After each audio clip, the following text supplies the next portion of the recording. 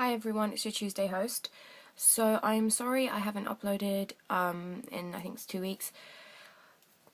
Personal issues and then uploading issues. No matter how many times I tried, it wouldn't upload. So I've decided just to move on to the new week's topic, which is gender. And our views on how it goes in society.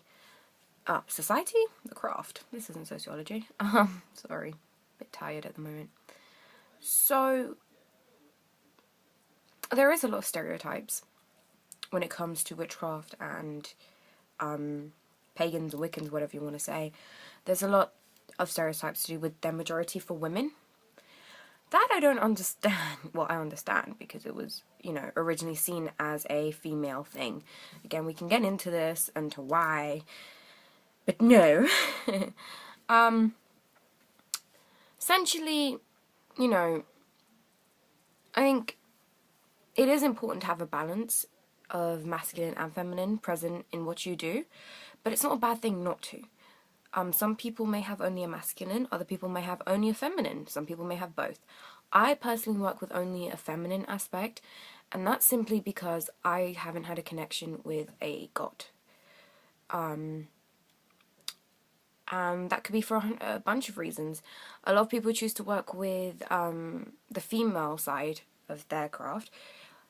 Could be because they need those female feminine qualities in their life, and perhaps the masculine isn't as important where you are now, but will be later on. I think that's where I'm at, especially for me, is the fact that a lot of the things I do, I feel like I automatically add a bit of masculine, that I don't focus on the feminine, and in order to get me through a lot of what I go through in everyday life, I need the feminine. Maybe that's why my path is very feminine centered. But, if you paid attention closely, you'd probably find masculine aspects of it, because we all have feminine and masculine aspects. Some of us have more prominent ones than others. And there's nothing wrong with it. I don't like the stereotypes that go on, I really don't. I met only, so far, one, face-to-face meeting. I met one pagan who's male. Obviously, the hosts, you have male hosts as well. So it is, it's a silly thing, but then it's got its roots in history as to why it's seen as feminine, why it began very a woman-based spirituality. There's loads of reasons for it that go into politics and sociology and sort of sexism. It goes all into that, which I'm not going to go into, though, it's tempting. But yeah, I think a lot of it is to do with balance, and, some people may say, well, I think it's Diana, the goddess Diana, is it Dianic Wicca? I'm sorry, I can't pronounce it properly. But there is a form of witchcraft where it's simply for Diana. It's seen as a very feminist-based religion. Again, I don't think there's anything wrong with that, perhaps. Everyone has their own reasons for it. I'm talking more about gender within the craft in that sense, because I find it's a lot easier to talk about. So if you choose to only work with a goddess, or multiple goddesses and no god, or vice versa, I don't think there's anything wrong with that. There is a reason for it, and you may not classify the reason, you may not really know the reason, but there is a reason for it. In my opinion, I think there's always a reason. So I've repeated myself about 100 times. I'm incredibly sorry. I don't want to keep going on, because that's pretty much everything I have to say with it.